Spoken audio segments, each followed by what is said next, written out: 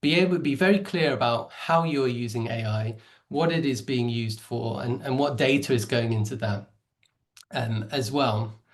Similarly, you want to make sure any AI tools are promoting justice, fairness, they're non-discriminatory, which is obviously extremely important generally and particularly in our sector.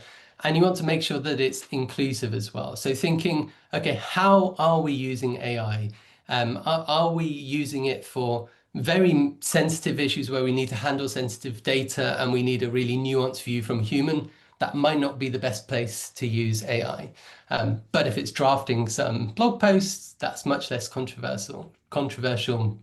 And so there are less concerns there. So one of the things actually we've built as well at Lightful is kind of turning this on its head. So we have a tool on our platform where you can put in a blog post or piece of content that you want to share, and we'll use AI to give you feedback from an ethical storytelling perspective, which is one of the key things we teach in our program.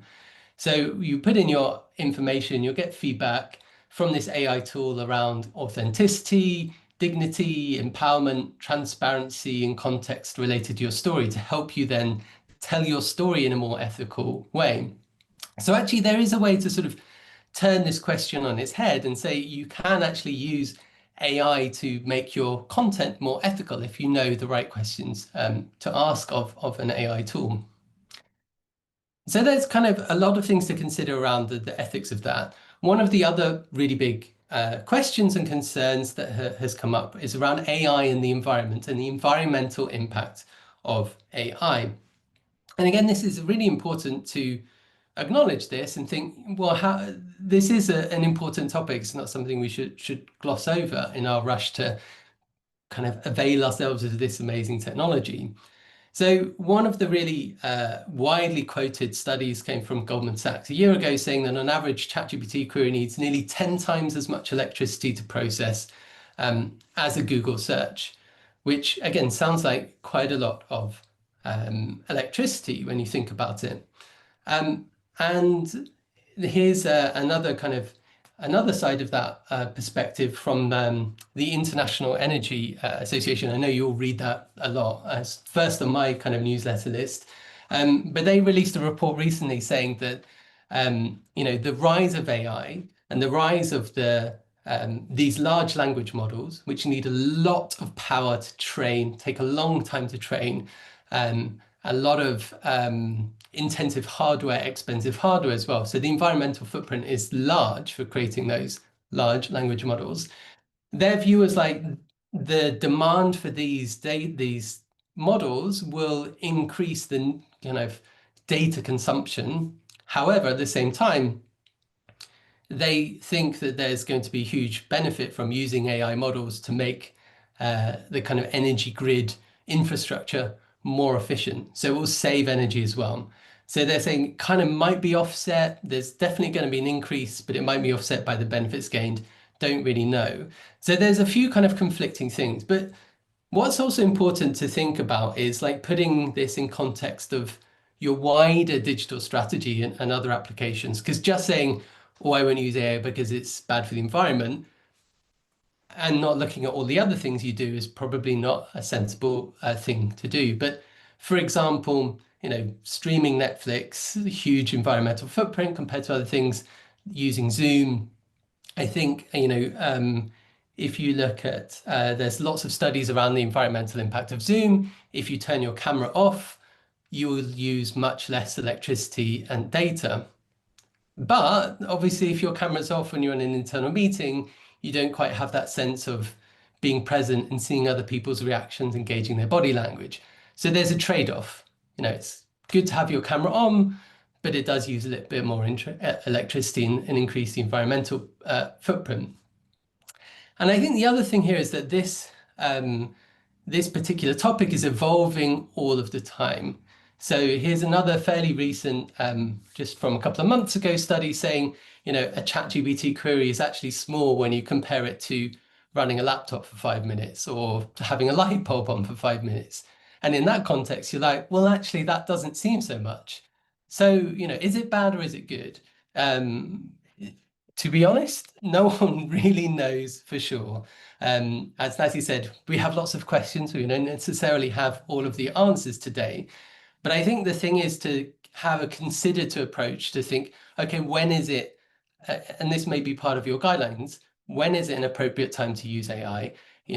Some of the things that will take much more energy, for example, will be generating an image. That will take much more energy than generating some text. Similarly, generating a video will take even more energy than creating an image. So spending time on AI tools, creating kind of jokey videos or images to make your colleagues laugh, probably not the best use of those tools. Whereas, making sure that you're using AI for very specific work reasons that are helping you in your efficiency, that may make more sense.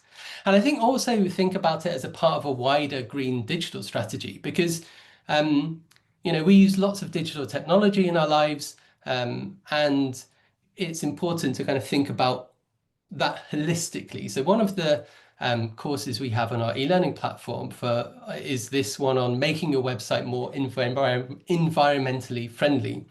So there are ways that you can design, build, host your website that reduces your environmental footprint. So these are all things you really should be considering, as well as the kind of impact of the environmental impact of AI. So again, just one example here, like images are the biggest kind of contributors to page weight. So the bigger the size of your image, the longer it takes your website to load, the more energy it's using. And also, I mean, that's just very good kind of general web best practice. If you have slightly smaller images, your website loads faster. Websites loading faster is always better for accessibility, for just every user to be able to see your content. So that's a kind of a broader win you can get from thinking about all of your digital work from this kind of environmental lens. And there's a link there to this great carbon calculator, which you can put your own website in, and it'll tell you kind of what's the carbon calculation of your particular website. And again, so AI is it's not uncontroversial. I noticed this story yesterday on BBC News about the people refusing to use AI, and the reasons cited were sort of ethical concerns and environmental concerns. That's kind of why I've talked about them. But also there was this CAST, the charity CAST has recently run a survey on AI usage and attitudes in the sector. They ran a webinar last week sharing some of that data. Unfortunately, the full data hasn't been shared publicly yet, so I can't link to that. But it's kind of interesting to see that many organizations are starting to consider their environmental impact of AI. They're thinking about kind of data privacy, and concerns with that have grown in the last year as well. So it's okay to ask those questions. Everyone's asking those questions. A lot of people are thinking, how can we consider these ethical environmental approaches? And hopefully we'll get you some kind of frameworks to think about that and guidelines to follow. But again, there's no real straightforward answer. So thinking about that ethical use, like many charities are now moving away from X or Twitter because they think it doesn't align with their values. And so you should be taking that same approach to like, should I use this technology? Should I use this platform? Does it align with your broader organizational values? For the environmental thing, does the upside of the benefits you're getting from AI, maybe saving you loads of time, maybe it's helping you create content much quicker. Does that benefit kind of trump some of the potential downsides? And so to do that, you need to kind of calculate the benefits, which is hard to do. And it's very hard to say, oh, I'm saving 10% time doing X task. But by talking internally with your organization and understanding what people are using it for, what's really helpful, what's less helpful, you can then kind of build that into your guidelines and make sure you're communicating that, you're updating that regularly, and involving your team in the creation of those guidelines. So it's really based on real experience. But then my timer has gone, so I will stop sharing there and we'll go back to the panel. Thank you so much, Jonathan. That was really, really interesting. I haven't seen ChatGPT in like side by side with household appliances. So yeah, that was really interesting for me. I don't know if anybody in the audience has seen that before, if it's changed your views on AI, because you do hear kind of the worst about it and that it's killing the planet every second that you use it. Fab. As Jonathan says, we'll share those slides afterwards. So yes, you'll be able to access any of those links. But I think we'll move straight over to our panel discussion. So we'll start with just a brief intro to who you are and your organization is, before we move on to more of the AI questions. Geraud, you're on my screen. Would you like to go first? Sure. Thanks for having me. Hi, everyone. Nice to see a few friendly faces as well. So my name is Geraud. I run BD Giving. We're a charity based in East London. We launched in 2020. We're a participatory organization. So the work we do is mainly grant distribution, social investment, but we also spend a lot of time building partnerships in the social sector. An example of our work, we've developed a community-led investment fund, which is now being deployed across charities and social enterprises. We're also in the process of working with a local community to acquire community assets. And our ambition is to increase the flow of funds going through the borough, but also the capacity of the social sector to absorb those funds. As many of you know, that Barking and Dagenham is one of the most deprived areas in England. So that's me. Thank you. Lovely to have you on the panel. Erica, would you like to go next? Hi, thank you. Thanks for having me. Good morning, everyone. My name is Erica Thornton. I'm the Chief Executive of Breck Foundation. So Breck Foundation is an internet safety charity. We were founded in 2014 after the death of Breck Bednar, who was a 14-year-old boy who was groomed and murdered by someone he met online. Our mission is a world in which children can live and play and enjoy life online freely from harm and just enjoy all the benefits of that. And we do that in 3 ways. So firstly, we go into schools, youth centres, any sort of youth provision, and deliver Breck's story. And we tell Breck's story. And throughout telling Breck's story, we educate around online grooming, online harm, specifically around gaming and social media. We have certain projects as well that we deliver. Secondly, we educate and raise awareness around parents and carers, and safeguarding adults, so teachers, anyone surrounding a child. We also deliver training to new social workers, foster carers, trainee teachers. And then thirdly, we deliver our presentations to corporate. So we might go into a corporate organization and deliver our story and our education, and also try and lobby and support and lobby government and support with any kind of legal changes, and just really try and heighten online safety into on the map, really, which it is very much so at the moment. Thank you, Erica. Yeah, I think it's definitely in the news, especially with adolescents being published. Can't remember the word for TV series. But yeah, thank you for joining us. And Joey, please. Hi everyone, I'm Joey. I'm the CTO at Carefree. We are a tech-first charity supporting unpaid carers. We do that by transforming unsold hotel rooms into short breaks for the people that contribute 162 billion pounds a year to the public purse, which is quite a big number. We are very tech focused and always aim to leverage the power of technology. We're a tiny team of 8 people at the moment, supporting just under 35,000 carers, and we've delivered just over 14,000 breaks to date. Last year, that was 6,000 breaks we delivered, which was double the amount of the year before, and we're hoping to double that amount again this year, without increasing our headcount. So our AI use is very much focused at the moment at expanding operational capacity, and those are really big numbers for a tiny team.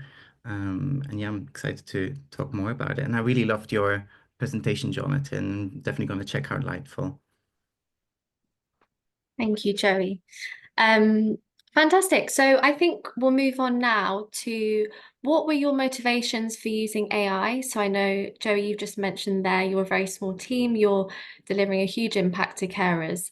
And yeah, so what were your motivations for using it and how has it supported you as an organization? We'll switch up the order this time. Erica, would you like to go first, please? Sure. So, similar to Joey, we're a small team, so there's 7 of us. 4 people who are sorry, 3 people who are actively kind of delivering to young people. And I think what I really get motivated by, my motivation for using AI is that kind of brainstorming element. So it's almost like when I'm sat at home, because we're a UK-wide team, we all work from home. If I'm sat at home and I want to brainstorm a project idea, for example, if I use ChatGPT, I feel like there's someone in the room with me and is kind of bouncing ideas off, and I can have that kind of back and forth conversation. Also around like project names and just brainstorming, where I used to sit in an office and write project names on the wall, and we'd all kind of go, oh, now I can just throw in some ideas, and then it comes up with like 20 different project names, and then we'll kind of bring it down and bring it down and bring it down. So I really benefit from it in that way.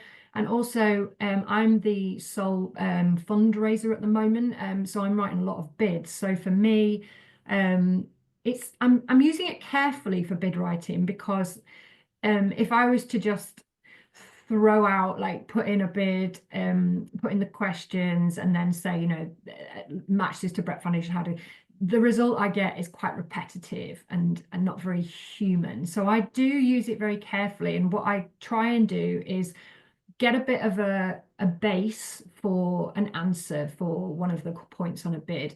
And then I'm able to then go through it and change the sentence structure, add in more nuanced kind of information, and really tailor it to my voice, really, so that comes through, and the voice of Breck Foundation.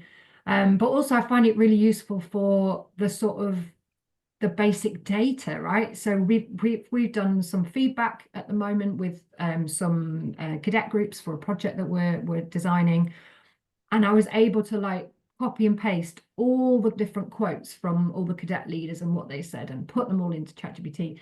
And then I asked it to bullet point like 10 sort of quotes, and that was really great, because then that just gave me a really quick, that would have taken me a long time to kind of pick out those top quotes and who said what the most. And so that's been really beneficial. So yeah, that's kind of how we're using it, and the team, I think, are using it. Some are, some aren't. What we're finding is that sometimes it can be where the information that comes out might not be quite right, and we'll fact check it and we'll go, hang on a minute, you said this. They goes, oh, sorry, yes, my mistake. And then it corrects itself. So I'm like, okay, so I'm definitely not going to trust your first answer. So yeah, we use that, but also we're designing an AI workshop to take into schools. So it's been helpful for that, because we've been able to practically use it, so that we can then demonstrate how we've used it to children in the room and say, and look what it said now, but actually, is that correct? And let's check that. And so that's been really useful. And then yeah, that's kind of how we're using it. Does that answer the question? Kind of waffled on. No, that's great. And I think what you said is really important, because sometimes on the face of it, what's been written looks incredible, but when you read it, it hasn't actually told you anything. So I think keeping that nuance and adding in your personal things is really important. And I heard on another webinar, AI is like an intern. You can trust it with some jobs, but you're not going to trust it with big things that are very important, that you are going to quickly check it. Yeah, I think it's really interesting as well, the AI workshop. I don't know if you've seen the quote where you ask, I think it might have changed now, but when you ask how many R's were in strawberry, ChatGPT didn't know, and it just kept giving the wrong answer. So it's definitely fallible, but yeah, it's a great support system. Joey, would you like to go next? Yeah, sure. Yeah, I touched on it already. For us at the moment, our biggest use case is operational capacity. We are scaling quite hard and fast, and we just simply don't have the money to increase our headcount for customer support. On average, we get about 3,000 customer support interactions a month, which we are currently catching with 1.5 to 2 customer support agents, which is obviously super efficient. We've had a couple of failed experiments in the past before AI came in with chatbots that were simply kind of triaging answers, if this, then that, which we burned ourselves and our carers a little bit. So that was a test that was quickly closed off. So there was a bit of hesitance when we were exploring, again, a chatbot type, much more advanced, of course. But we started by switching on our AI agent out of office hours. So we are a charity, we run Monday to Friday, 9 to 5. It was very important that we clearly communicated at the start of that interaction that the team isn't here currently. I am a bot, give me a go. If I can't help you, the team will be back tomorrow morning to answer your questions. And that's been working really, really well. I think it has been working really well because we have been building our knowledge database, which is a self-serve resource online with, I think, about 300 questions at the moment. Some of them are public, some of them are internal. So there's lots of existing kind of data that we could feed the AI agent to really understand what we're about and how we work. But on top of that, our AI agent also has access to anonymized customer support interactions, so actual conversations. None of those conversations are named or identifiable, which is very important for us and a big part of our AI policy. But that, of course, with over 3,000 interactions a month, that was an enormous source of information that the AI could learn from. So it was a very contained experiment when we switched it on out of office hours, and it was clear that the response was really, really positive from week one. And we've then gradually extended it, and now since a couple of months, it's the first point of contact is an AI agent. Our users are loving it. So we have lots of different stakeholders. The majority are carers, but then we also have a more professional audience that needs its own answers and its own kind of sources of information to be helped. And we currently deal, I think the latest number that I pulled this morning was 72% of those interactions are dealt with and completed by the AI agent. So it's less than 30% of those interactions that go to humans. And that really allows our customer support team to be extra compassionate and to be really be that person there to help whatever the carer is struggling with, help them really hold their hand and pull through. And on top of that, our satisfaction rate with those 70% of AI answers is 93%. So it's a total no-brainer for us to kind of keep experimenting with this and expanding where we are. And this is one use case. We're thinking and looking at lots of different use cases currently because we are tech first, and for us it just using AI just felt like a natural step in what we're doing within very clear constraints and policies that we worked quite hard on internally and with our board and with external experts. So yeah, I guess it's for us, AI is all about scalable, human-centered support at the moment and being that tech-first organization without losing that human touch. Thank you. I think what you said as well about being there when your team can't be is really nice because I think lots of people are worried that AI chatbots will take their jobs, but I think what you've demonstrated is that actually it can work really nicely alongside and be there when they can't be, especially with carers who won't be working for 9 to 5 hours. Yeah, so I think it's really interesting, and it's amazing the success rate that you've had with it. Yeah, very impressive. I would say probably potentially more successful than sometimes a human interaction, maybe. Yeah, exactly. I don't know if that's a controversial thing to say. Yeah, thank you, Joey. Geraud, please, what motivated you? So for us, I think there's certainly a number of reasons. One is we are an organization very much kind of focused on exploration and innovation. So we, for instance, we've deployed participatory principles across the social investment space. And a lot of it comes with unknowns and things that we need to try out. So like the culture of trying things is built into the organization. So that's certainly one motivation. The second, I think, is recognition that this is a very general technology that is going to affect everyone, and also that it's moving very, very fast. So for me, it's better to sort of hop on the train and learn as it goes, because it's mind-boggling the speed at which it's evolving. And so it feels like, we need to sort of keep up to see where this is going. And the best way for me is to just get on with it. But kind of more fundamentally, I think, for us as an organization, 2.5 years ago, we decided that we would explore new ways of working. And we started to think about implementing a 4-day work week. And that was launched. We launched our pilot in April 2023. So it's been over 2 years now. And we've just made this sort of permanent feature, which means that our team works 4 days instead of 5 without loss of salary. And because we wanted, the studies that have been done say that you don't necessarily need to sacrifice productivity for that. But clearly, the conversational productivity is very important. And so for us, we started to look at everything that we were doing as an organization, the kind of meetings we're having, but like, where could we save on time and where could we increase our productivity so as not to sacrifice, not to lose out, essentially, even though we were working less hours. And so AI naturally kind of became part of that conversation. How can we use AI to just sort of keep up with things and keep the productivity? And I think there's a deeply ethical thing here going on as well, because if AI is going to be generalized across the board, and if we're going to live in a world where AI is part of work everywhere, then the question is like, who benefits from it? And for me, I think there's a direct link between kind of these increasing productivity enabled by technology and the redistribution of free time going to people. Bill Gates said that we would one day be working 3 days a week. I don't know, the jury's out on this one.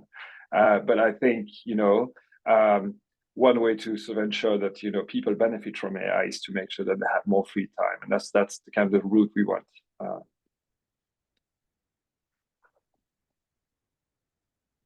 Thank you. Yeah, definitely. Everybody wants more free time. So anything we can do to support with that. Is there anything in particular, Geraud, that you use it for in your team that has really helped with productivity, and that's, really supported, especially with a 4-day week? Yeah, so I run a survey in my team in preparation for this conversation, and so basically, top 3 things that people are using it is really summarizing information. That's what everyone seems to be kind of using it to summarize information in the first instance. The second was around writing or editing emails and documents. Like, I personally even use it as a soon it will be the CEO. I personally use it to sort of help speed up some emails when I have a lot of emails to sort of write up. And of course, I'm being very careful about not entering personal data and all of that, but generating the copy, bearing in mind that also English is my first language, kind of finding the right tone really helps in my case. And then kind of brainstorming ideas, designing presentations, or project planning or tasks. This is all, these are kind of very frequent use cases that we see in our team. So it's not super complex, if I'm honest. It's not like we're using like advanced image editing. We've done it, but the images are really bad, and we haven't necessarily pushed in that direction. It's really much more kind of text-based use. And then, of course, like many people in this room, we've also used the sort of note taker and these kind of things. But I do find that the sort of having a window of ChatGPT open or Claude or whatever, and kind of being able to enter text and get quick feedback is really useful. Thank you. Yeah, I agree. I definitely find it useful, especially when there's a really dense document that you're just trying to pull out the key information. It's great for just kind of condensing that down and making it feel accessible. Fantastic. So I think we can move now on to sort of some challenges that you faced, whether that's personally or as an organization regarding AI, and how you overcame them. So I'll switch it up again. Joey, would you like to go first? Yeah, sure. I guess, and Maria just mentioned this in the chat as well. Carefree example sounds great, but just wondering how it works for carers who don't feel confident in the digital world. And that's one of my biggest challenges as CTO with Carefree. The last thing our carers want to do is go online, go through a registration process, spend time on the computer or on their phone. So, but this is our strategy. We know that the only way for us to support those 5.8 million unpaid carers in the UK is by leveraging tech, especially at this stage. So it's really treading that balance between you maximizing automation and human support, and AI really helps us in bridging that gap. So I guess that was a challenge, kind of reassuring our carers that this could work well, give it a chance, give it a shot and see if it works for you. If not, there's always a human on the other side, but you'll have to wait a little bit because we are a small team.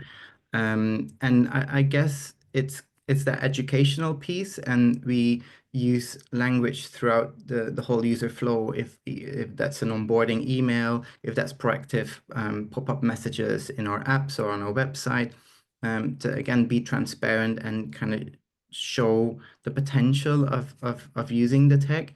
And so yeah, I guess that was a challenge, and that's being met quite well with those proactive resources that we've built. A big one, obviously, for us was data privacy concerns. We carry quite a lot of personal and sensitive data of lots of vulnerable people as well. So we have super strict privacies and super tight security protocols to kind of manage all of that. And it was clear that we would never ever use any sort of personalizable, identifiable data in any sort of AI interaction.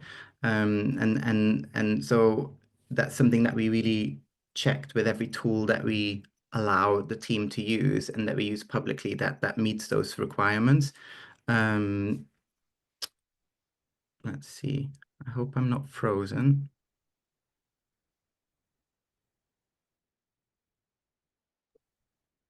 I think you've just frozen.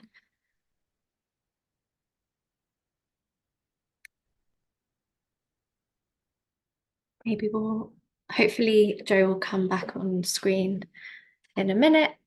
But hopefully that answers some of the questions that I know just popped up in the chat regarding privacy concerns and, yeah, carers who aren't necessarily confident in the digital world. Erica, should we move over to you for some challenges that you face and how you've overcome them, please? Sure. I think I touched on it earlier. So really it's about that authentic voice. So ensuring that any information that AI supports me with, be that bid writing, blog writing, project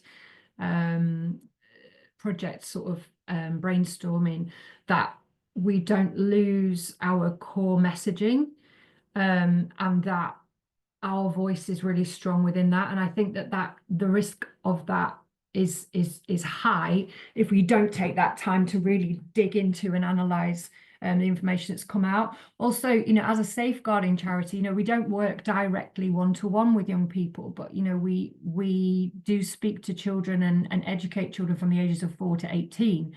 So our messaging and our narrative changes depending on who we're speaking to as well. So really making sure that we don't lose that as well, depending on if we're wanting them to help us, support us with the AI workshop, for example, that we're really making sure that it's tailored to the audience and to the key stages of the education system. And I think really that's been the main thing, and also the fact checking, because if we were to put out some information on a blog or a social media post that was incorrect, that would not be good. So yeah, really just checking. And also when the young people that we speak to, particularly those in secondary school, they often know more than we do.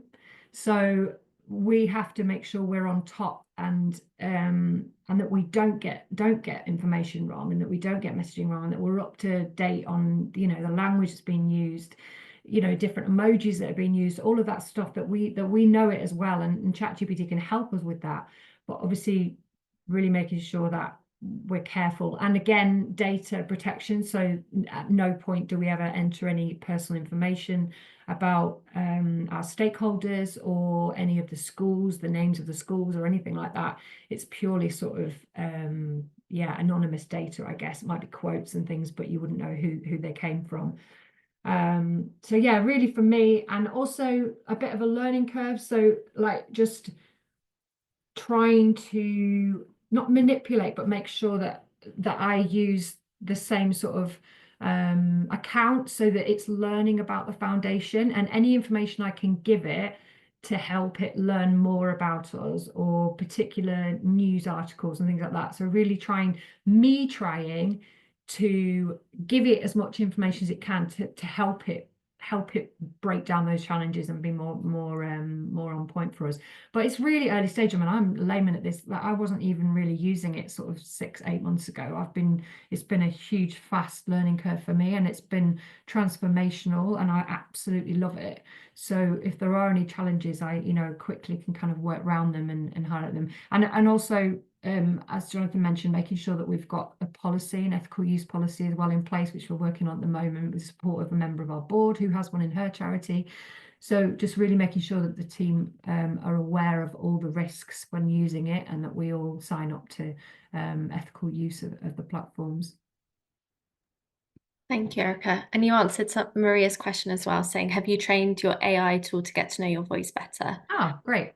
So Thank you. Yeah. without even seeing it, I think. Yeah. I just asked, how are you said that you love it. Are your team quite on board as well with it? Or is it, Yeah. Some are, some aren't, because they're as with any team, there are tech savvy people and there are people that are just like, nah, it's not for me. So for those of us who enjoy using it, there are other people who are just starting on the journey, but there's not a desperate need, but people don't have to use it. Like, they've been getting on fine without it. So it's really just like, have you seen what it can do? And we do have quite a lot of our Teams chat is kind of, because it's quite funny when you get the really personal responses, like when it says to me, good luck with your bid, you're doing great work, well done, and I'm like, yeah. So I'm like sharing with the team, like, oh, ChatGPT said this to me, or and that's quite funny. So I think we're just, it's like it's part of the team, and there's no pressure for people to use it at all, but some are more on board than others, because it benefits their role more. Like, for example, our finance officer has no requirement to use it right now, because everything she does is all numbers based, and it's all very sort of transactional. So yeah, that's kind of how we're using it. Thank you. I can see Joey's just re-entered the chat. Joey, should we move over to you, and then we can come back to Joey afterwards to give some more examples. But yeah, what's it like in Barking and Dagenham Giving? So some of the challenges or concerns that we've seen internally are the same that Jonathan has explored in the beginning. So around kind of ethics, environment, and sustainability. Also kind of so the risk of losing human judgments. So all of that has been raised. I think there's also just being able to keep up with developments and having the capacity to engage with the tools with confidence in the team is a challenge.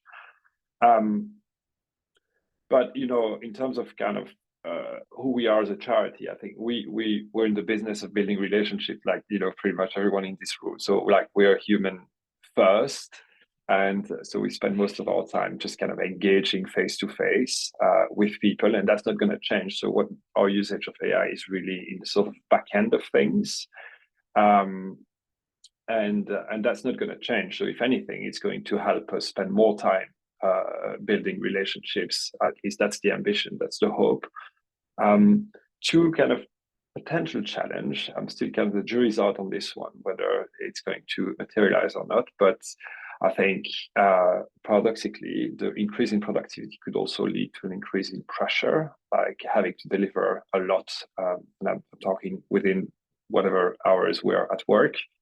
And I also wonder if because we're able to produce sort of kind of, preparing events, for instance, much faster by kind of, using the sort of planning tools, maybe just by ourselves as well, as opposed to having, several people from the team working together, but also writing the summary, the report and everything afterwards means that we're kind of jumping much faster between projects.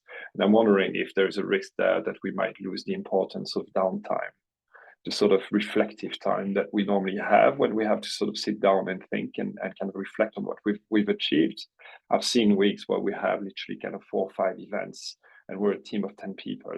And there's so like I'm conscious that, there could be some dangers down the line, some challenges around, being like much more productive perhaps and being able to sort of wrap things up very quickly and losing that very, very important reflection time. So this is something I'm just keeping an eye on. Definitely. I think also the not having time to think is really important, and some people I think are worried now with AI that we'll lose all of that because we won't need to think about anything. And I've seen things online of people asking it to reply to a very, very, very simple email, and it's like some of these things I think we do need to still do ourselves and not rely on ChatGPT.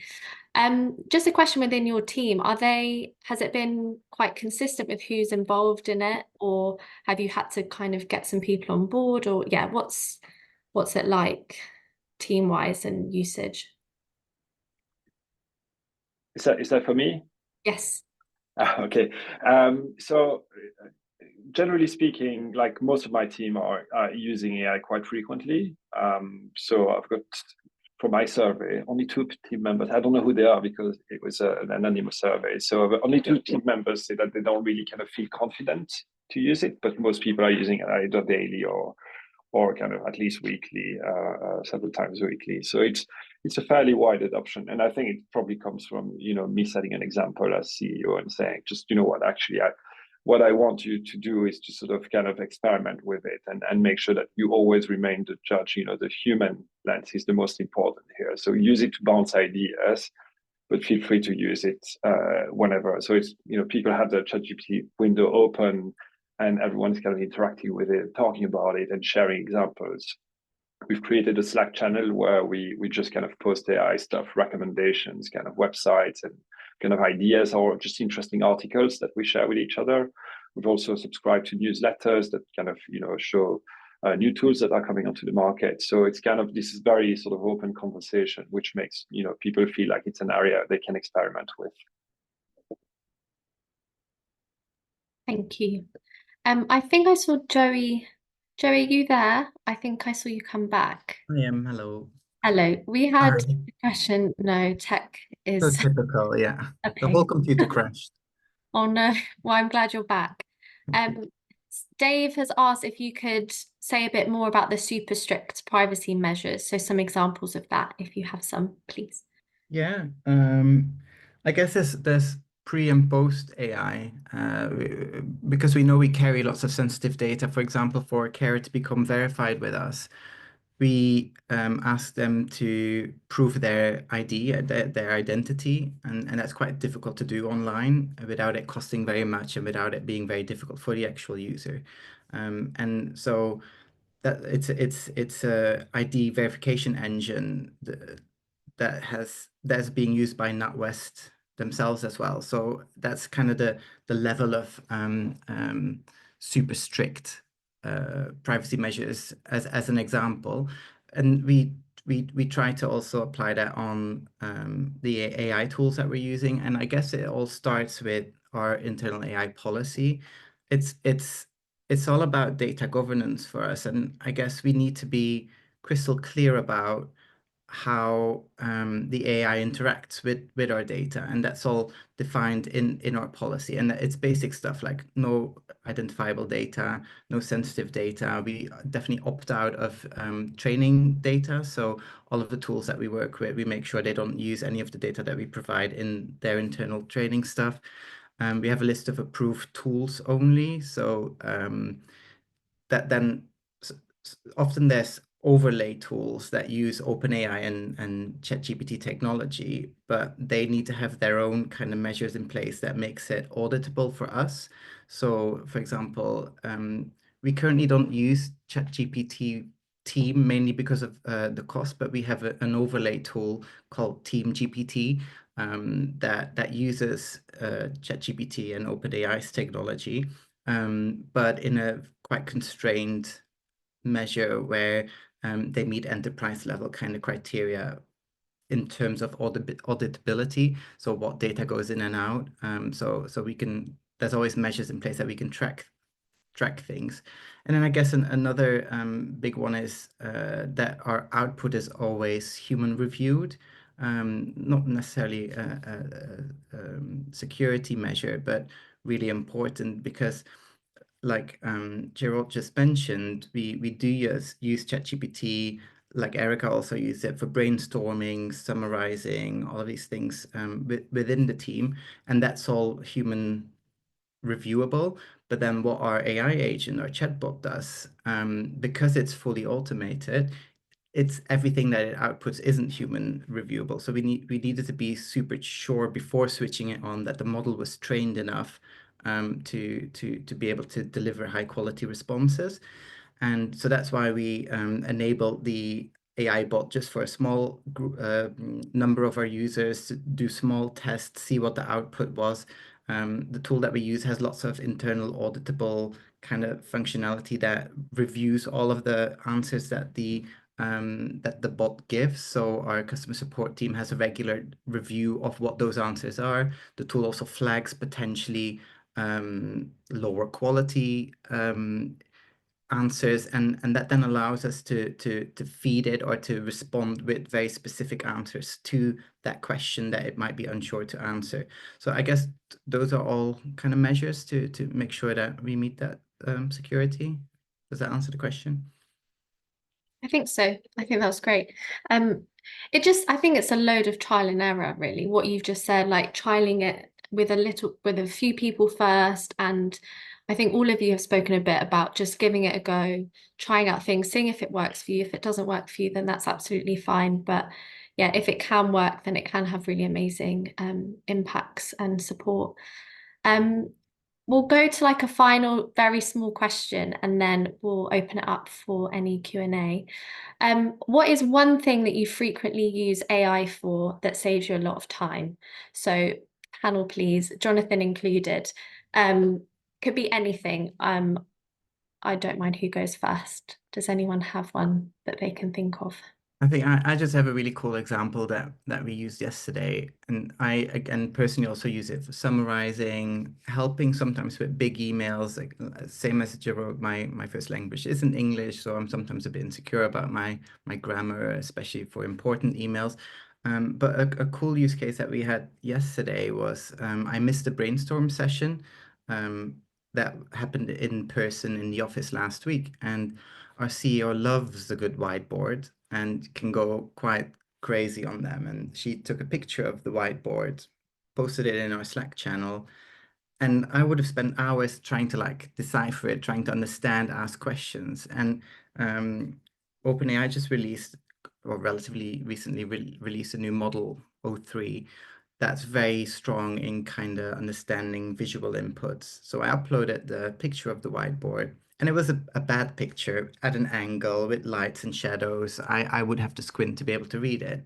And I said, please, could you summarize it and help me interpret it? And I get this incredible report based on its interpretation. And because it's within a project where I do most of my Carefree work, it also has the context of lots of abbreviations that we call our hospitality partners HP. So it has lots of that existing knowledge to kind of pull from, and then just kind of puts it all together, and it came up with this beautiful diagram. And I haven't shared it with the team yet. It was yesterday, but that's I guess that's like a very recent usable example that I was just blown away with, and that's after having used AI quite intensively for quite a while already.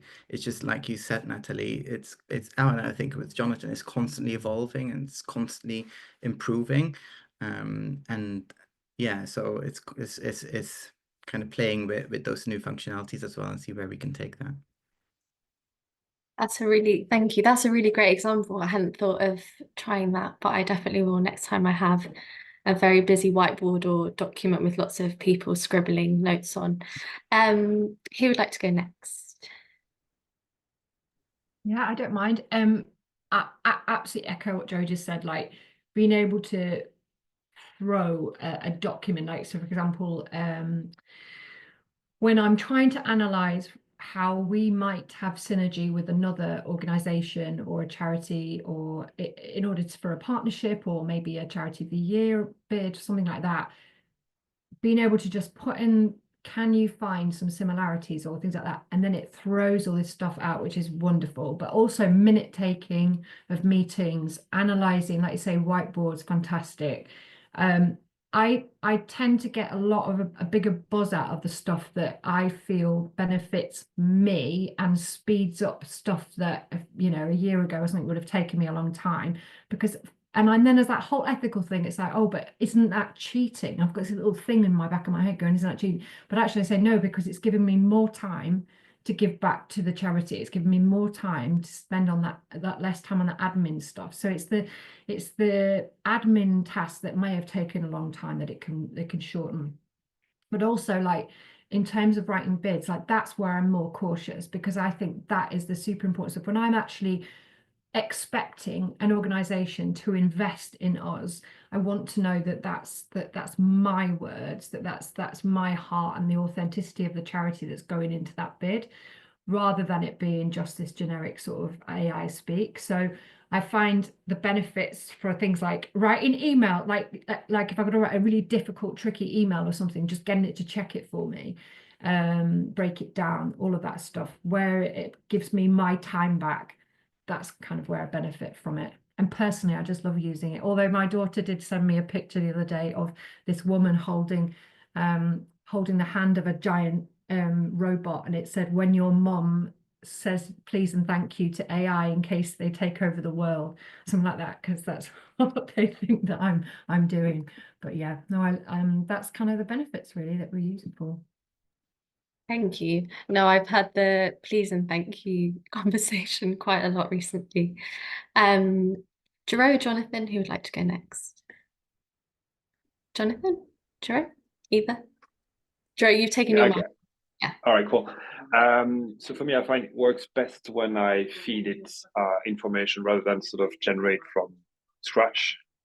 So I can just put together draft kind of reports, draft email, draft blog posts, and kind of see and iterate with it and kind of help improve. That's I think where I find the most value.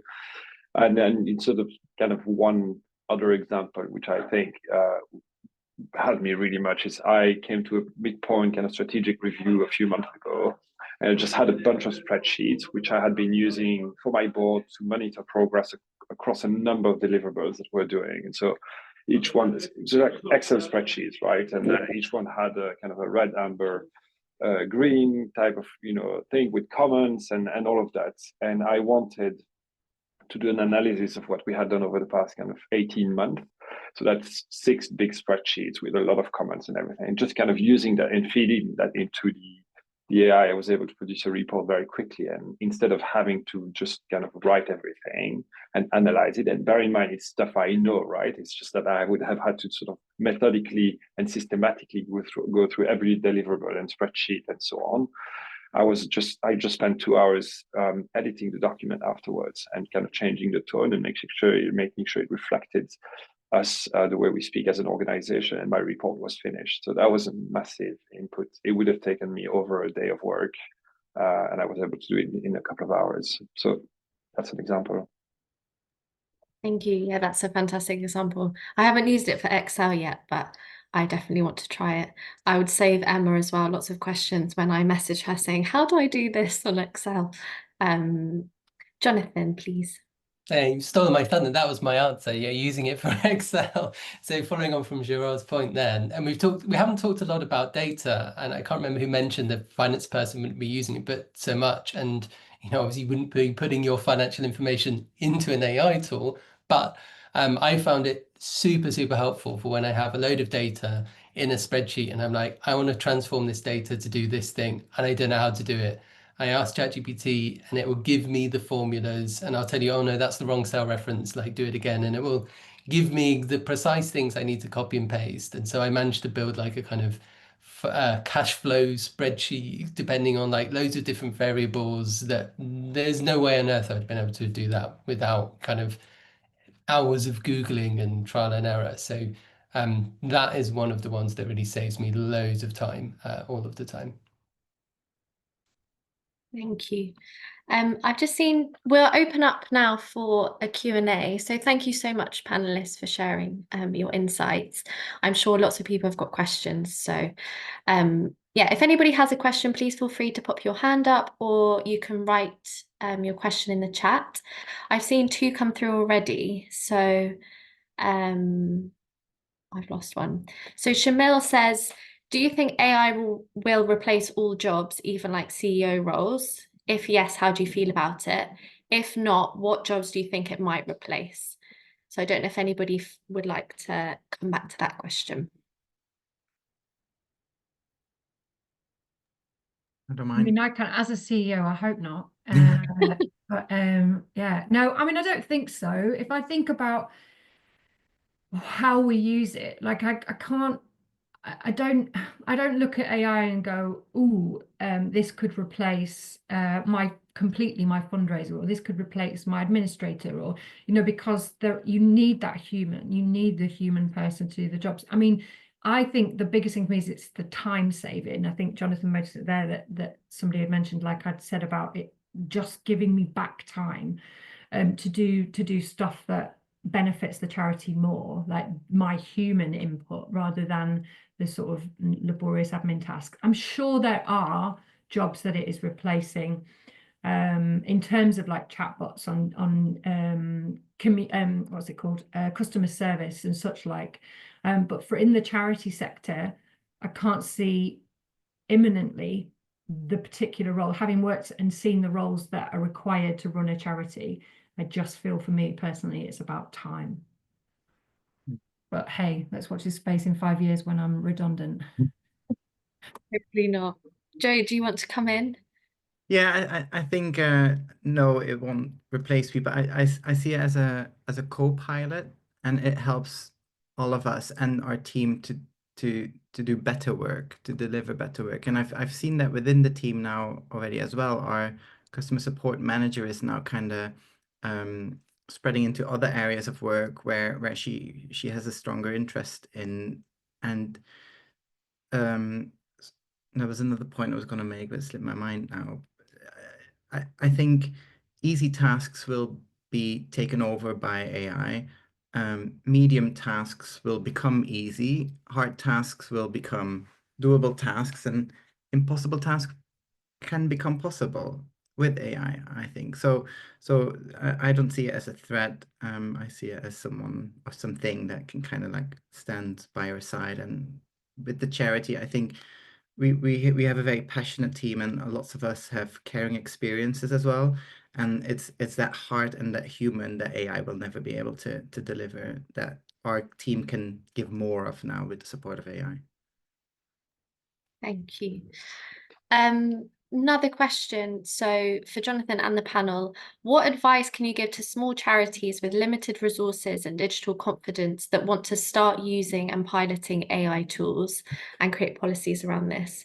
So I've seen some other questions as well regarding to cost and subscription, and how do you know what to subscribe to and what's worth it and what's not? So yeah, what advice would you give to small charities who maybe don't have a lot of time and money to give to subscribing to everything? What would you say might be most useful to consider first?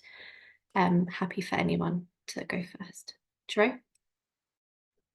Yeah, just also as a follow-up to the previous question, I think like I've read somewhere, and something saying it's not that AI will replace jobs, it's people who know how to use AI will replace people who don't.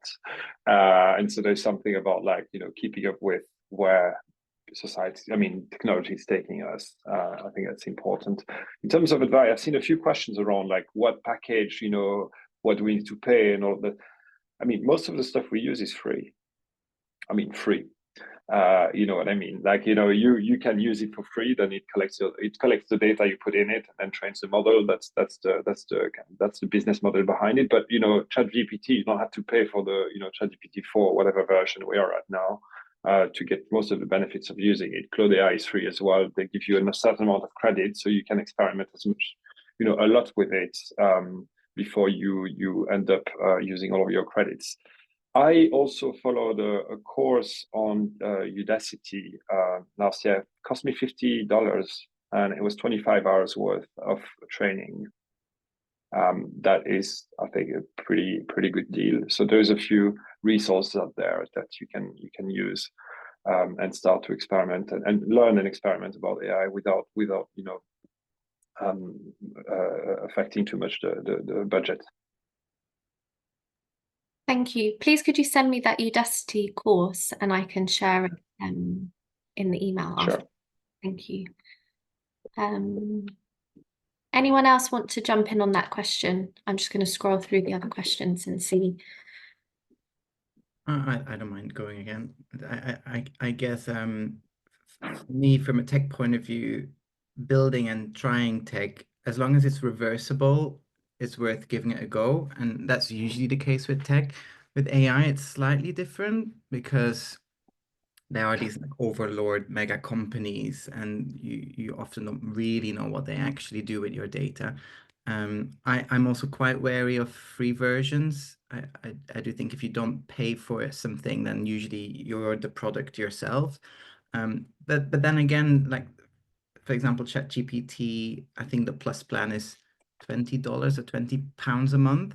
And so at least in my mind, you have a bit more control over things then. And then if you make sure that you anonymize data, that you turn the training mode off, that's just something that I read at the very start, and that scared me.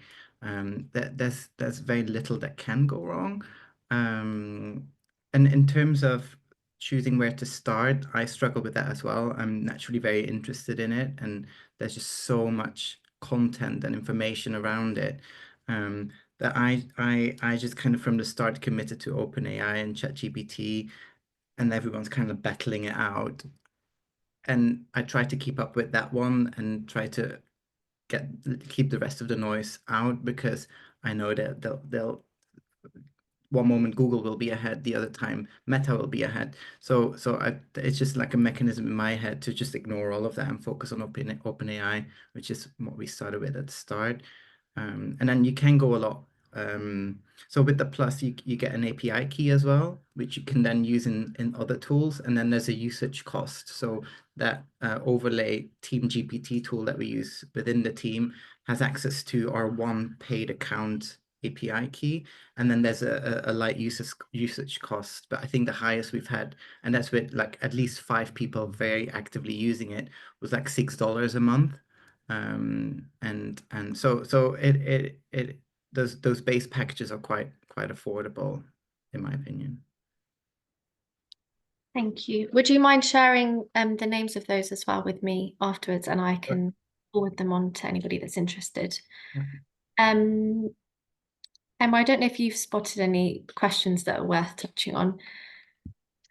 Yeah, there's several requests for like sharing tools and things. So I'm hearing Natalie asking for everyone to share with her. So I'm sure that will be sent around after. And one on kind of going further than just using AI. I would love to create an email generating AI that can reply to some standard things I have to do. I don't have a lot of time to set this up, so curious about where to start with this. If I was going to jump in on this one. So one thing you can do with a paid OpenAI subscription for ChatGPT is create what are called custom GPTs. It's kind of like a version of ChatGPT, but you give it a very specific task that you need it to do, and you can give it some very specific training data, i.e. you can upload some examples of your emails, your FAQs, kind of information on your organization's tone of voice, which could just be the last 10 emails you've sent, for example. And it's very easy to set up. And then you have a slightly different version of ChatGPT where you're asking that questions, and it will always respond based on the very specific instructions you've got. So I personally have my own little custom ChatGPT, which I've trained on my own emails to sort of sound like me. So when I'm being a bit lazy for low stakes emails where I just need to kind of get back to someone quickly, it's not a kind of, I will use that and it will kind of do a pretty good job of just writing out and responding to someone. So that's quite a good way. You do need to be on the paid tier of ChatGPT to access those sorts of things. But that's one way to kind of have a structure around it, rather than each time having to start a new chat and saying, you know, here's all of my general FAQs, can you kind of respond in each time separately? Thank you, that's really helpful.